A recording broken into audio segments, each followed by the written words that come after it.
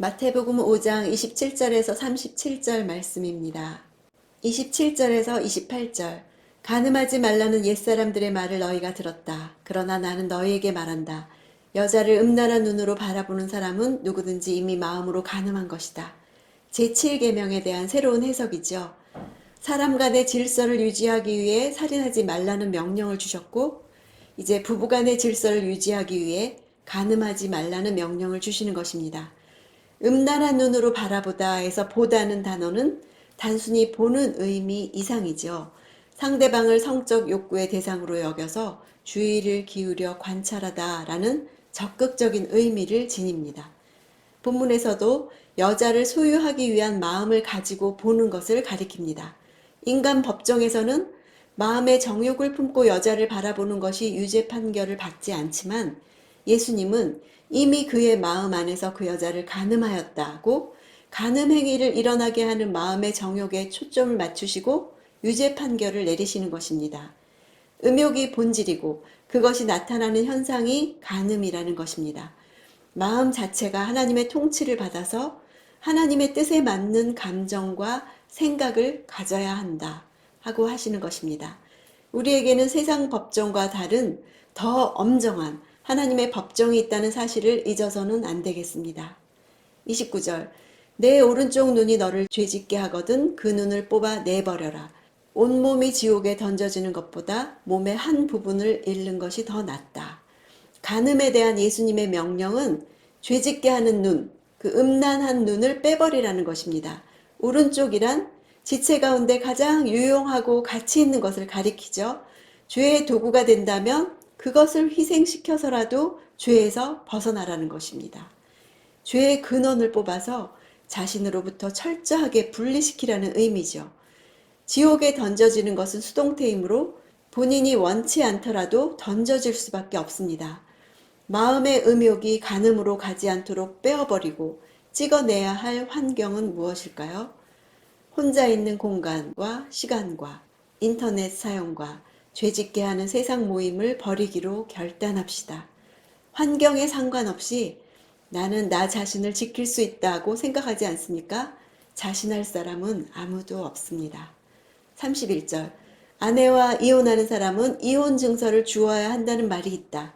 신명기의 말씀은 이혼을 정당화하기 위한 말씀이 아니라 유대 사회에서 간음을 행한 여자는 돌에 맞아서 죽게 돼 있기 때문에 그 여자가 나가서 죽게 될까봐 이혼 증서를 쓰게 했고 혹은 이혼을 하더라도 최소한의 생활 보장이 되도록 다시 결혼할 길을 열어주기 위해서 남편 없는 여자라는 객관적인 증거로서 이혼 증서를 소유케 한 것이죠.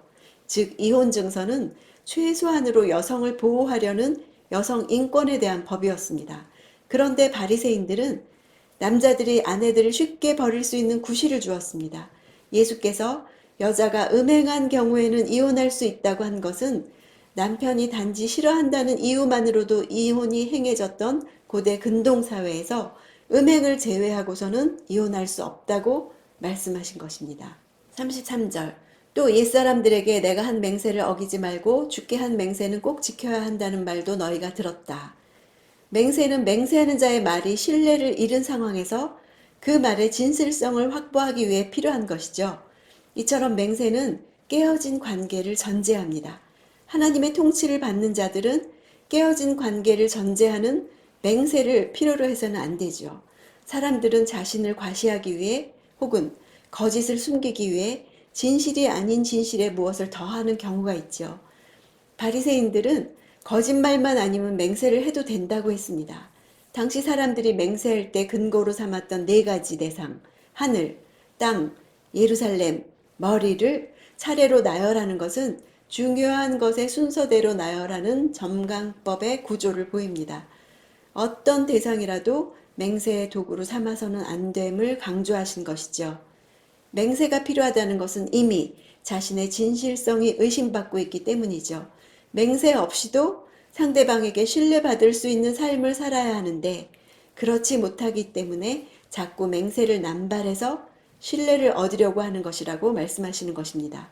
37절 너희는 그저 예할 것은 예하고 아니오 할 것은 아니오만 하라. 그 이상의 말은 악한 것에서 비롯된 것이다. 맹세 대신 해야 할 바가 무엇인가요? 진실을 있는 그대로 직접적으로 말하라고 하는 것입니다. 예, 아니요 할 자신이 없어서 맹세하지요. 분명하게 말하지 않고 애매모호하게 말하는 것은 거짓의 아비 사단으로부터 비롯된 것입니다. 예수님은 말의 절대적 진실성과 관련해서 간단한 실천적 원리를 제시해 주시죠. 진실한 예와 아니요면 충분하다고 하시는 것입니다. 우리의 말은 이 간단한 말 한마디로 신뢰를 얻기에 충분해야 한다는 것입니다. 자신의 말에 신뢰를 더하기 위해 여기에 무엇인가 다른 말이 덧붙여진다는 것은 그들의 말에 절대적 진실성이 이미 없다는 것을 말하죠.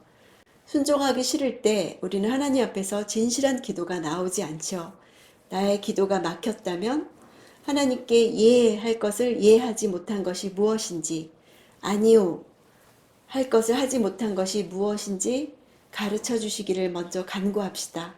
오늘 말씀으로 인해 주님이 생각나게 해주시는 것을 회개하는 그런 하루가 되기를 원합니다.